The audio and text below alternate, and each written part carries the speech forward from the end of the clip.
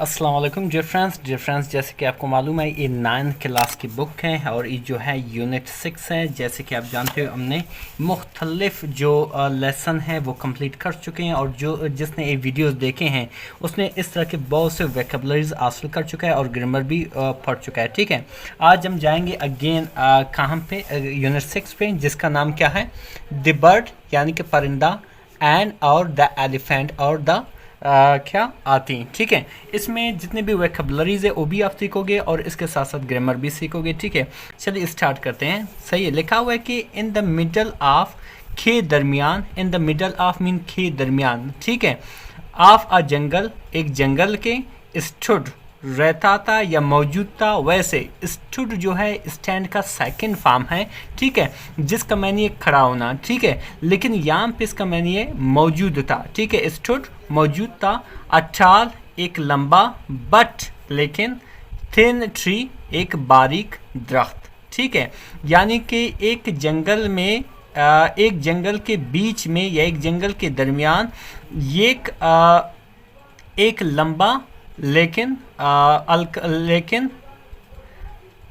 लेकिन बारीक सा दरख्त रहता था। ठीक है, स्टूड टाल बट थिन ट्री। सही है, फिर आगे लिखा हो कि एट इट्स टॉप, इसके बिल्कुल ऊपर, इसके बिल्कुल ऊपर, आ टैनी एक छोटा सा, बर्ड परिंदा, एड मेड बना चुका था, आ नेस्ट एक घोंसला, फॉर आवर फैमिली अपने फैमिली के लिए। ठीक है, अपने ख़ानदान के लिए, ऑफ 3 लिटल चिक्स तीन छोटे चूज़ों के लिए। ठीक है, अच्छा यहाँ पे देख रहे हो लिखा हुआ है कि एट स्टॉप, इसके बिल्कुल ऊपर, यानी कि किसके, दरख्त के बिल्कुल ऊपर। ठीक है, आज छैनी एक छोटा सा बर्ड क्या कर रहा था, बना चुका था, एडमेड।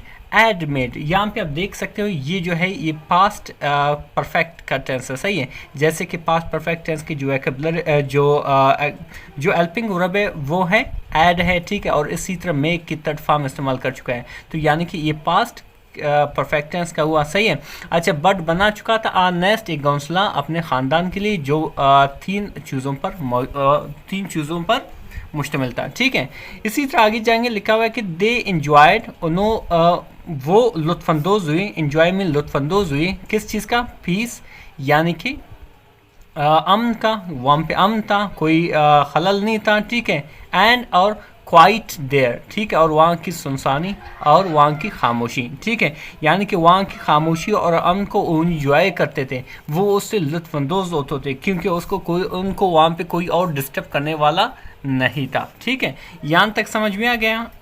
आगे जाएंगे, इस तरह की वोकैबुलरीज को आपको याद करना पड़ेगा, तब जाके आपके वोकैबुलरीज जब अच्छे होंगे तब जाके आप स्पीक कर पाओगे। सही है, और जो वोकैबुलरीज आप किताबों से हासिल करते हो यकीन करें उनमें काफ़ी दम होता है। सही है, वो आपको कहीं पे नहीं फंसाएंगे। ठीक है, लेकिन आप जो डिक्शनरी से डायरेक्ट याद करोगे वो कहीं ना कहीं आपको क्या करेंगे, कहीं ना कहीं फंसा देंगे और वो आपके जहन से भी निकल जाएंगे। सही है, इसी तरह आगे जाएंगे, लिखा हुआ है कि वन डे एक दिन, एन एलिफेंट एक आती, पास्ट बाई गुजरा, के नज़दीक से गुजरा।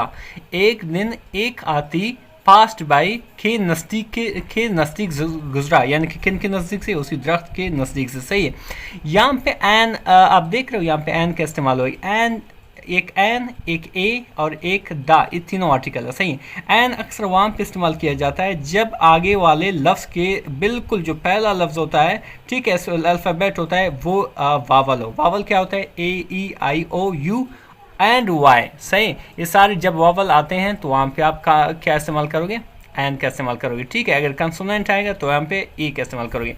अच्छा, एक दिन एक आती करीब से गुजरा, ई एड वॉक्ड वो चल चुका था या तय कर चुका था। वॉक टू मीन चलना, या आप कह सकते हो तय करना। ठीक है, एड वॉक वो चल चुका था या तय कर चुका था। ये जो सेंटेंस क्या है, ये पास्ट परफेक्ट टेंस है। ठीक है, अभी मैंने यहाँ पे बताया जिस तरह एड जो है इसका क्या है, इसका हेल्पिंग वर्ब है और third form of walk been used here. ठीक है, अच्छा वो तय कर चुका था, अ लॉन्ग वे एक बहुत बड़ा सफ़र, एक बहुत बड़ा क्या एक बहुत बड़ा रास्ता। अ लॉन्ग मीन बहुत बड़ा, वे मीन रास्ता तय कर चुका था। एंड और ई वाज फीलिंग हॉट, वो गर्म महसूस कर रहा था। ठीक है, वाज फीलिंग मतलब महसूस करना, फील मतलब महसूस करना, आउट मीन गर्मी। ठीक है, अच्छा यहाँ पे देख रहे हो ई वाज फीलिंग, ये पास्ट कंटिन्यूस का टेंस है। पास्ट कंटिन्यूस टेंस के सबसे पहले एक क्या आएगा, जो सिंपल सेंटेंस होते हैं सबसे पहले एक सब्जेक्ट आएगा, फिर इसी तरह यहाँ पे आप देख रहे हो ये इसका हेल्पिंग वर्ब है, पास्ट कंटिन्यूस का हेल्पिंग वर्ब है। और फीलिंग, और जब पास्ट कंटिन्यू के साथ पास्ट कंटिन्यू जो वर्ब है उसके साथ आईएनजी लगता है। ठीक है, इसका ट्रांसलेशन किस तरह होगा, वो महसूस कर रहा था, गर्मी महसूस कर रहा था। एंड और टायर्ड और थका हुआ। ठीक है, ये जो टायर्ड है बेसिकली ये वर्ब से निकला हुआ है, टायर से। टायर मतलब थक जाना, लेकिन यहाँ पे एज एडजेक्टिव के तौर पर इस्तेमाल हुआ है। एडजेक्टिव होता क्या है, सिंपल एडजेक्टिव एक वर्ड है, सही है, जो क्या करता है किसी की हालत को बयान कर देता है, जैसे कि इसकी हालत को बयान कर रहा है कि ये थका हुआ ये हालत है। या किसी के रंग को बयान करता है, जैसे कि आई एट अ रेड एप्पल, मैंने एक सुर्ख एप्पल खाया। ठीक है, तो उस तरह से वो रेड जो है वो एडजेक्टिव है। या साइज को बयान कर देता है, फॉर एग्जांपल मैं यहाँ पे कहूँगा ये है लिखा हुआ है कि स्टूड अ टाल बेसिकली क्या है, लंबा। सही है, तो इस तरह साइज को बता, ये भी एक एडजेक्टिव है। ठीक है, ये भी एडजेक्टिव है। सही है, तो एडजेक्टिव क्या हुआ, एक सिंपल एक वर्ड है जो किसी की साइज, हालत, रंगत और उसकी जो इवन उम्र, ठीक है, इनको ज़ाहिर करता है, उसको हम एडजेक्टिव कहते हैं। ठीक है, आगे लिखा हुआ कि इज थिक, उसकी मोटी, देखो ये अगेन एडजेक्टिव आया यहाँ पे, उसकी मोटी स्किन यानी कि चमड़ी। ठीक है, इच्ड क्या होता था, खारिश करती थी, एच मीन खारिश करती थी। ठीक है, एच ये सेकंड फॉर्म है एच की, एच मीन खारिश करना। ठीक है, एच खारिश करती थी, ये पास्ट इंडेफिनिट टेंस है। पास्ट इंडेफिनिट के सिंपल सेंटेंस में कोई हेल्पिंग नहीं होता है, तो डायरेक्ट क्या होता है, सब्जेक्ट के बाद डायरेक्ट क्या होता है, वर्ब आता है, वर्ब की सेकंड फॉर्म। उसकी जो स्किन थी वो क्या करती थी, एच यानी कि खारिश करती थी। इन द प्रिकली ईट यानी कि सख्त तेज गर्मी में। सही, प्रिकली का मुराद जो है चुभने वाली, सही, चुभने वाली गर्मी में, यानी कि उसकी जो मोटी चमड़ी थी वो खारिश करती थी चुभने वाली गर्मी में। सही है, आई होप कि यहाँ तक आपके समझ में आ चुका है, ये सारे वोकैबुलरीज आपने नोट किए होंगे। सही है, यहाँ पे कोई टेंशन नहीं है, चलिए आगे बढ़ते हैं। तो ही लीन्ड अगेंस्ट, वो झुक गया के बरअक्स, किसके, द ट्री यानी कि ट्री के बरअक्स बैठ गया, अपने पुष्ट को उस दरख्त के पीछे कर गया और वहीं पे ठेक लगा के बैठ गया। ठीक है, फिर इसी तरह आगे लिखा कि एंड और बिगेन शुरू किया, ये बिगिन की सेकंड फॉर्म है, बिगेन शुरू किया, स्क्रैचिंग खुजाना, इज बैक अपने पीठ को। ठीक है, स्क्रैच मीन खुजाना या आप कह सकते हो खुजाना।